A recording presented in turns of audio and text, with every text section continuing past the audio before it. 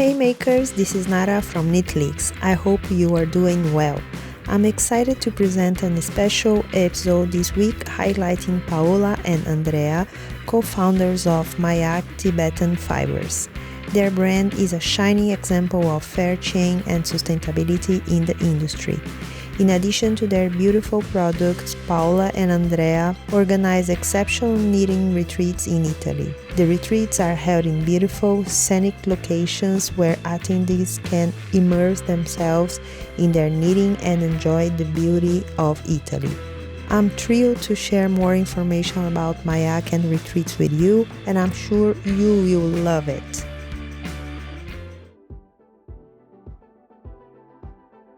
Hi makers, this is Nara from Knitleaks. I'm here today in beautiful Italy in the Dolomites area with Paola and Andrea from the Mayak Tibetan Fibers. I would like firstly to thank both of them for the time for this interview. They are very interesting people and have a very interesting business. I'd like to talk with them a little bit and know more about the business and about themselves. Hi Nara and hi everybody. We are really happy to be here today talking to you. We are very excited. Hi Nara, very well. Thank you very much for spending time with us. We are very happy to be here. Thank you for receiving me here in the retreat. You know, this is the second Mayak retreat that I joined, and it's always a pleasure to meet Paola and Andrea in all the festivals and internationally. They are such nice people, competent, and also very respectful and polite. So it's a pleasure for me to talk with them. So I would start asking you, Paola, to introduce yourself and tell us a little bit about your background, professional-wise, and also in Tibet. I know a little bit about your background and would like to know more, please. Well, I'm Paola, co-founder with Andrea of Mayak. We've been doing this for quite a few years now. It's a bit of a long story, but it's interesting that we are here in my hometown in Cavarese in the Dolomites where we have the retreat, and that's where everything started. I was a young student when I decided that I wanted to cross these beautiful mountains, trying to see what's behind those mountains and try to go as far as I could. And at the time, China was the place that I wanted to go. I studied Chinese, went to college, traveled to China, and when I was in China, I traveled to Tibet.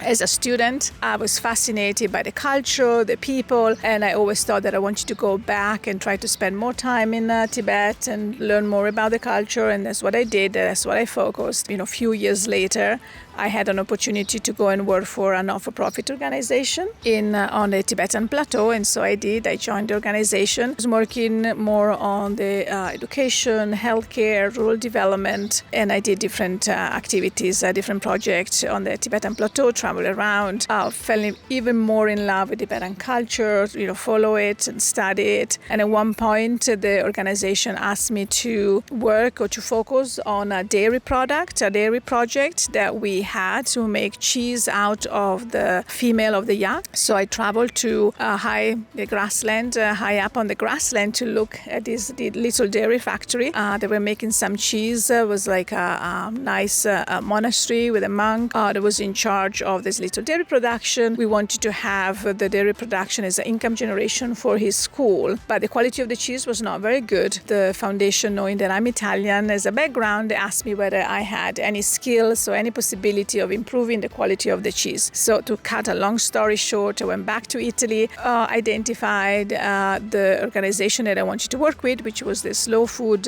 Foundation at the time, and together we started planning a newer project. We hired some Italian cheesemakers, went back to Tibet. At one point, we decided that we really needed a veterinarian, to focus on... Now I got This is the connection. That's the connection. Focus on the healthcare of the animals, the cheesemaker was not enough. And we thought we really need somebody that knows about big animals, that is patient, that is passionate about Tibetan culture as well. Here comes Andrea. So we hire him.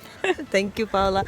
And so, Andrea, this is a very, very different background of yours. So tell us about this, the continuation of this story. Yes, I'm Andrea. I'm a vet specialized in large animal, in particular in dairy production. So I worked a long time in France, and I spend a lot of time in Africa, always in rural development project, in apiculture, in Congo, in Cameroon. So I have a little non-profit background also. So I put that always in my activity. It was very important to support the local community, to have a sustainable development, things that is not always easy in the dairy production, especially now we talk a lot about the pollution of the intensive dairy production.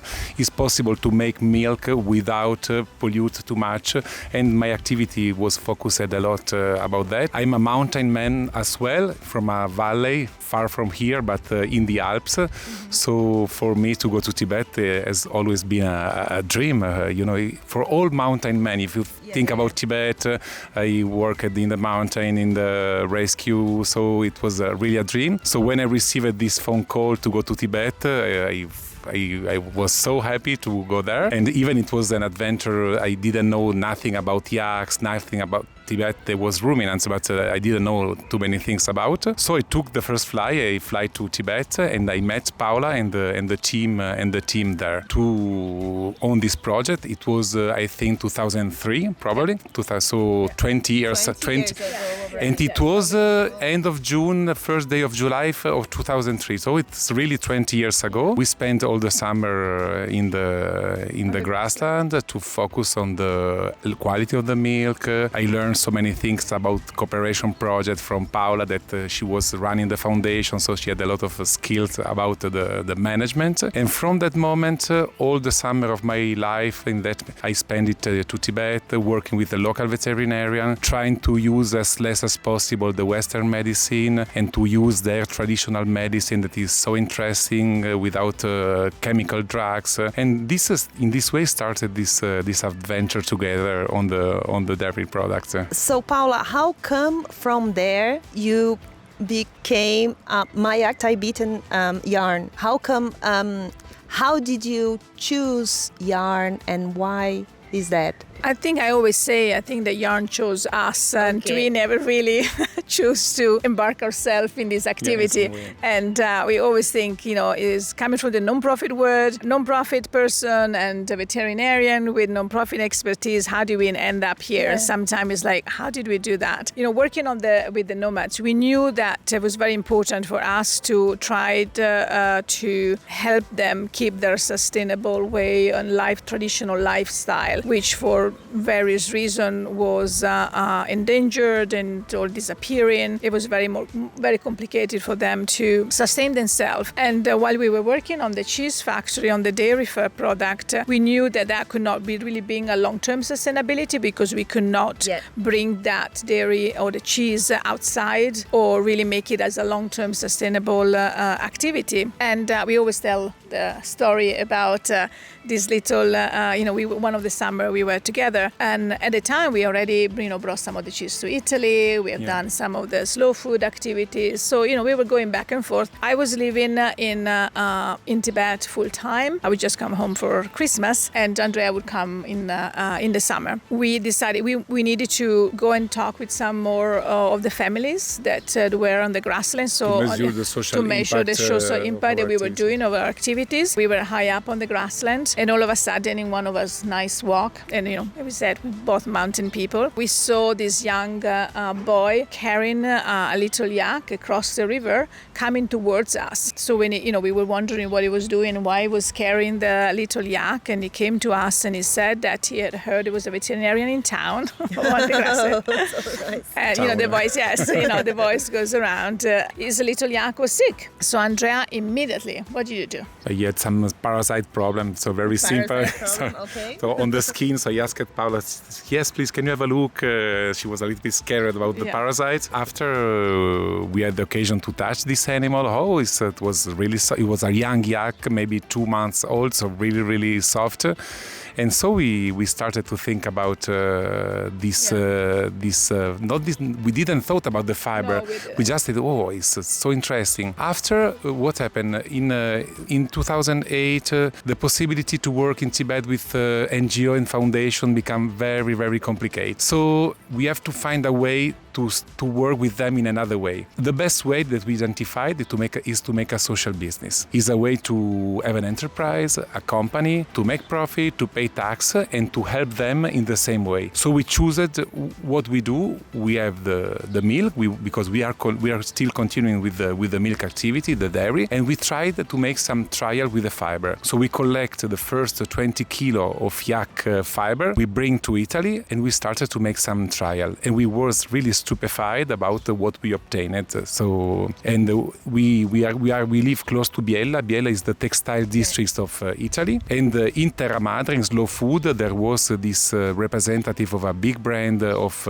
textile that helped us a lot. So to make this kind of trial, and they appreciate this baby yak much more than the yak that could found in the market, because it was very close to cashmere, very soft.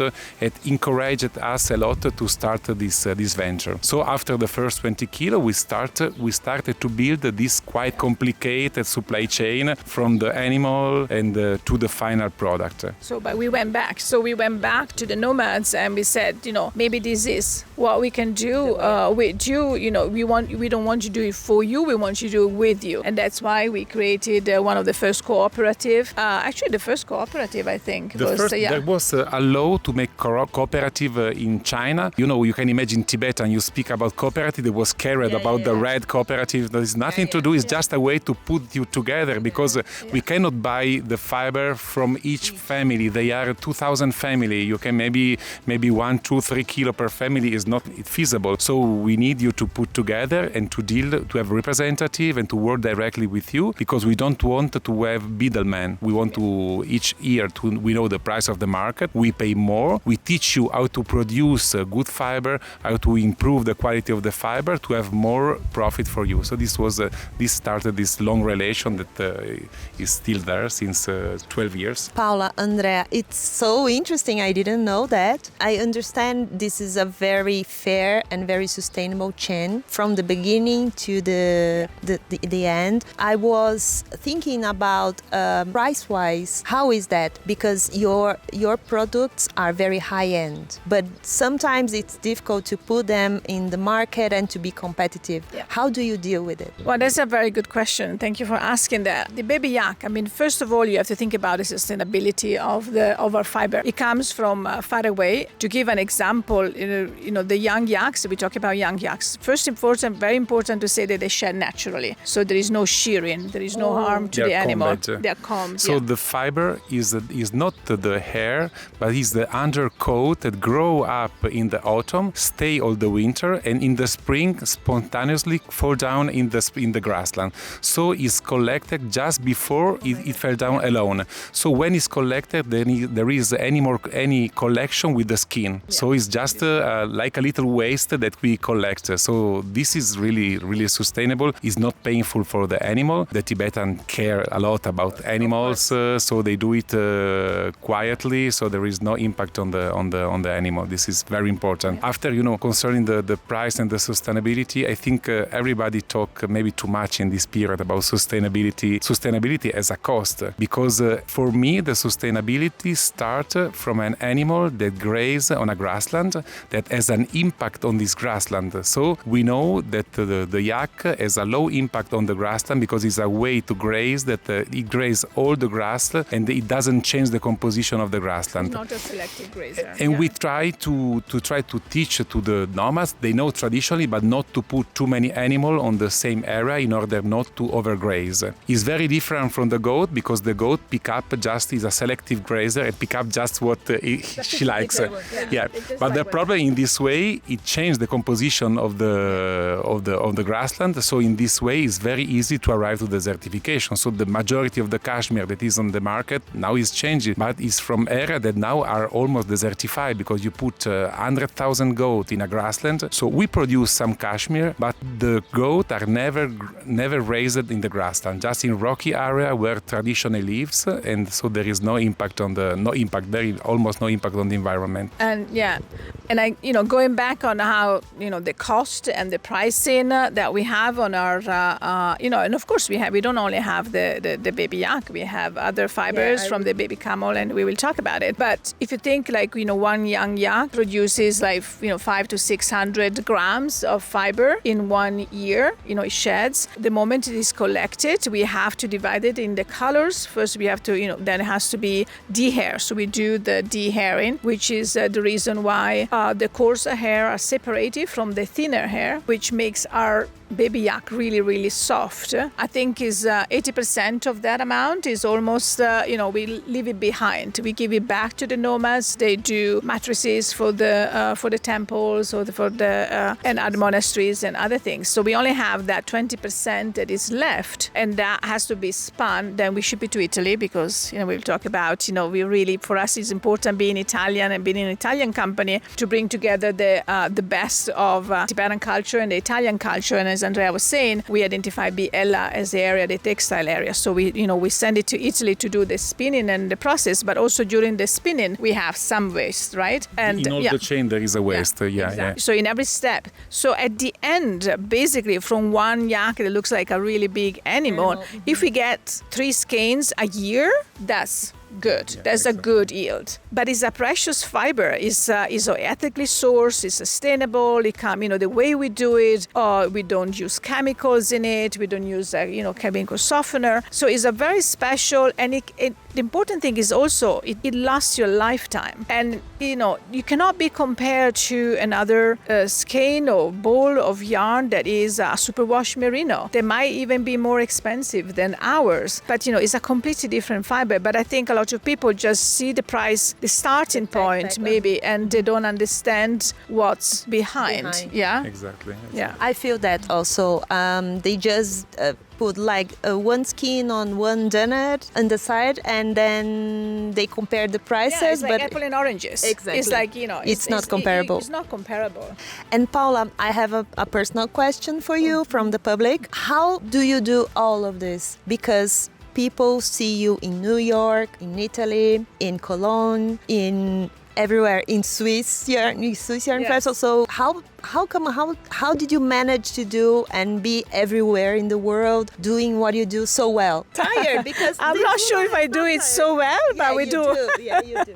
We do our best. I think for us, and we always say we are not, we don't identify ourselves as a yarn brand. We have a mission. We want to do what we want to do. We want to do it well, and we feel that to do it well, we have to be present very often in person so that we can tell our story, we can educate more people, and we love meeting people. We love to do, we love doing what we're doing. And we made sort of a separation of responsibilities as well, with Andrea right now being the person that goes back and forth from Tibet. As we mentioned, we also have the dairy activities, so he's very busy with that. And somehow the social aspect of this has fallen on me. I love to travel. I love to move around. I like to meet people. I'm more on the creative side of the business, and also you need to, like the knitting side, which we haven't figured out if Andrea wants to start knitting yet. Not yet. Maybe in the future. So I end up being the one. But, for us it's very important, not only, for people to know that we are an Italian brand, that we are good friends. We talk to each other every day. All the decisions, we bring them together. We have a very small team. It's only 4 of us. You want to talk about the team? Yeah, we have an excellent team. We are very happy about team, because without this team we cannot do what we do. Yeah. We have 2 persons in Italy. Carlotta, this textile engineer, she's focused on the production, but not only. Is the person that has the total vision of the business. We have Elena, that is the person that is more focused on the graphic creative part. But also exactly.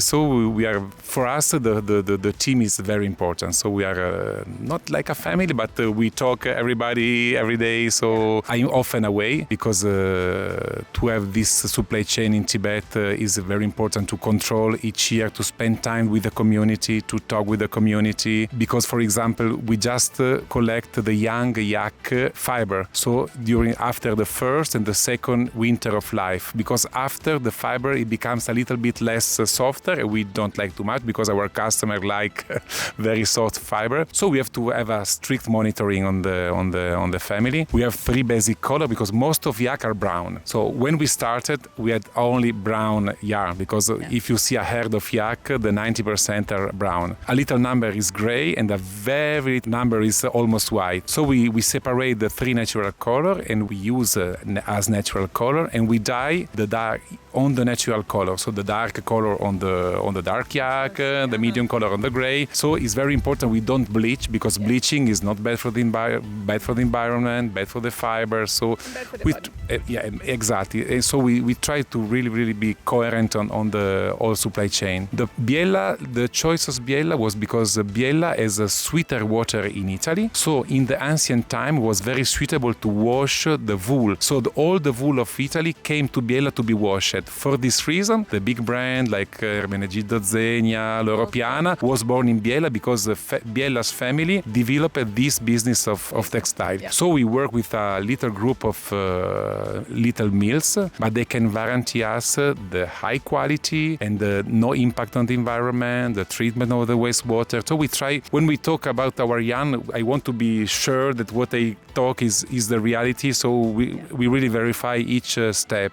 So Paola, other than the baby yak, what other kind of fiber do you work with in Mayak Tibetan yarn? So baby yak is really the bedrock of our company. That is how we started, and that's what we are more known for. After the baby yak, we actually have a couple of blends because people, baby yak is very warm and very soft, but very warm. So people were asking for lighter weights. So we decided to do a baby yak, 50% baby yak and 50% silk for the summer, which is really nice, light fingering weight. And we had then subsequently used some cotton, baby yak and cotton, which is the Kupa line that we love. And also, and slowly we're increasing the number of colors. When we were in Tibet, I always say, we were sitting on the grassland, and grassland has a lot of sheep. And I always say to Andrea, what about all those sheep? Can we make yarn out of them? Everybody's doing wool, and why can't we do it? And Andrea was saying, but the sheep wool is very rough. And I said, oh, no, I don't want rough. I want it soft. It's not that simple. Yeah. It's not that simple. It was mainly carpet wool, very long, very not so soft. But Paola insists a lot, so I did a different trial. The result was not so satisfying. Just after I was talking with a technician, he suggested me to try to just take the undercoat also of the sheep. So we did to the sheep wool exactly the same treatment that we do on the cashmere and on the yak to obtain just the undercoat, and it was a great surprise because in this way was born our Tibetan cloud. That is a special wool. It's like a cashmere of wool. The micron was good, was soft, and it's a wool that is really particular softness because it has this treatment. So this is very interesting because the sheep are raised in areas sometimes more desertic, from poorer family, because the yak are more richer family as yak, and so it was very interesting also from the social impact point of view. And in effect, your insistence was good. In some way, was good. And then we have some cashmere. As Andrea Andrea was saying before, the nomads, they have some of the yaks. They also have few sheep, few goats, but they stay in the rocky area, so there is no damage to the grassland. So we have a small line of Tibetan cashmere, which we are trying to make a little bit more, but not much, because we don't want to overdo it. And we have beautiful softness with that. And more recently, we launched the baby camel as well, right? Yeah, because I was traveling in North Tibet, in an area not far from Mongolia, and there is a very interesting community of Tibetan nomads, but with a lot of Mongolian traditions. So they speak Tibetan, but their tent are like yurta. So the yurta is the Mongolian tent, and they was raising camels. So it was very interesting to try. So we did the same, the trial, a little sample. After the result was very fast. We obtained. We are very satisfied very soon, because the camel fiber is very interesting. So it's mainly the baby one, because the old one also the fiber is a little bit less soft. So in this way our camel was born, and we are very happy of the results. Last question, other than the surprise question that I had at the end of the interview, but what about the retreats? What about it? We are having a wonderful time here.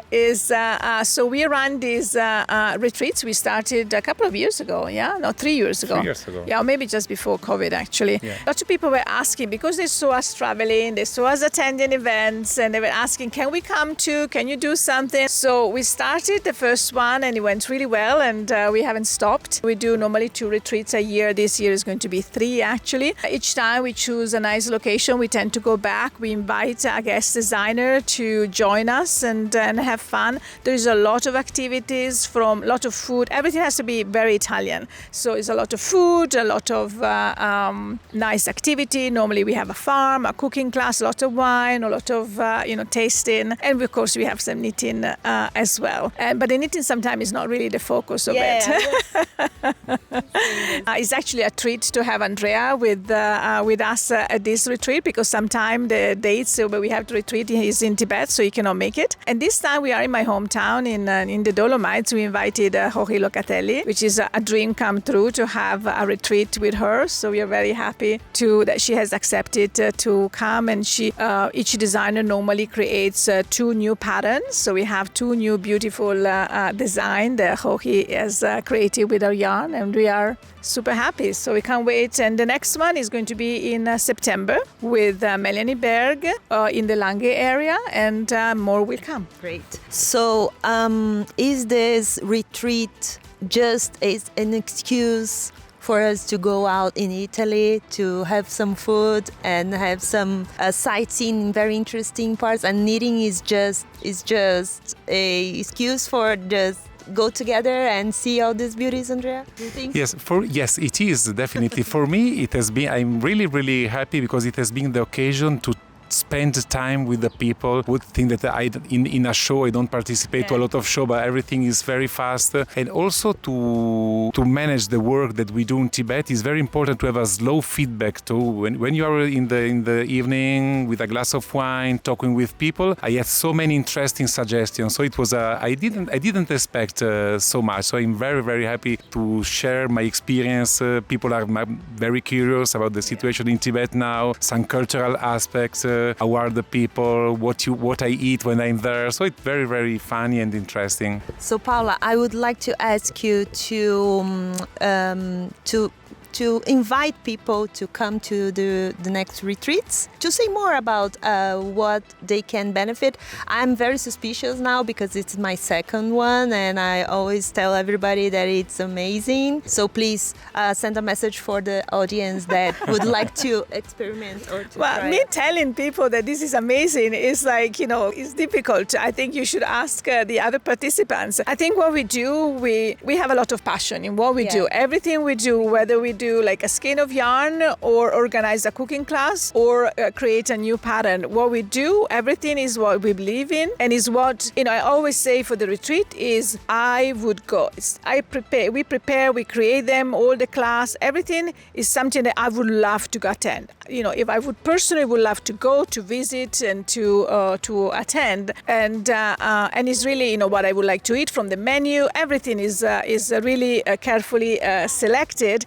above all, we want people to have fun, to have an experience, to do the knitting, of course, but to live a little bit of part of our world as well. And that's why we tend to have them in locations that mean something to us. Like Venice, I went to Venice, to college in Venice. The Langhe area and Piemonte in general is where Andrea is from. And Cavallese is my hometown. So, I think some people say, well, what do you do? And just come and enjoy yourself is something. And what is important and what we have discovered, what Andrea was saying, we keep asking people what else and how different would you do it? What kind of suggestions? And we actually were told to say more about coming with your partner, whether it's your husband, your fiancé, or a friend, or a non-knitting friend, because they have a good time. We have activities for everybody and all different levels, and I think that's what we see this time. We have a lot of couples that came this time, and I think that's something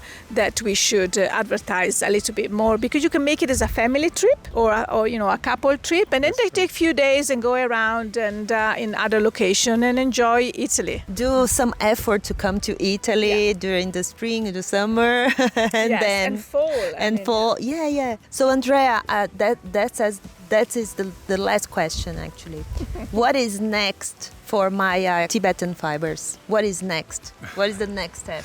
Next is to continue in our direction. I don't think we will have a new fiber because we finished all the animals that are in Tibet. So the wild animal, for sure, we don't use this fiber because we respect the wild game. So we are working on some new yarn, but it's a little bit a secret. Okay. So, but we like to experiment. So Paola has ideas. After as it happened for the ship, she's pushing for new things, and we are start working to experiment. So we don't want to explode because we cannot afford big quantity. So we want to maintain the quality because it's not possible to the family that doesn't work with us. We have to train them. So we cannot have, for example, the double of fiber next year. We want to grow slow, but maintaining our level of quality and social impact and our principle. For me, is the most important thing. Yeah, I can tell.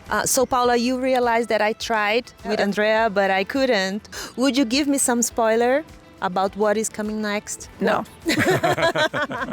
What I can say is going to be good, amazing, fantastic, and you're going to love it. Thank you very much again for your time and for welcoming, I think, for your mission that I admire. I think one of the most admired brands that I know, and the way you treat people, treat environment, treat your business is very special for me, and I care very much about you too and your team. So thank you very much. Please come to the retreat, the Mayak retreat. It's real a treat, and it's always like knitting and good fibers and Italy and good places, interesting people. So it's worth it. That's it. That's all for today's episode. If you enjoy it, we would be super grateful if you could give us a thumbs up and subscribe to our channel. And don't forget to turn on notifications so you don't miss any of our future content. And if you are on Instagram, give us a follow there too. Thank you so much for your support. We appreciate it. We can't wait to see you next week. Bye!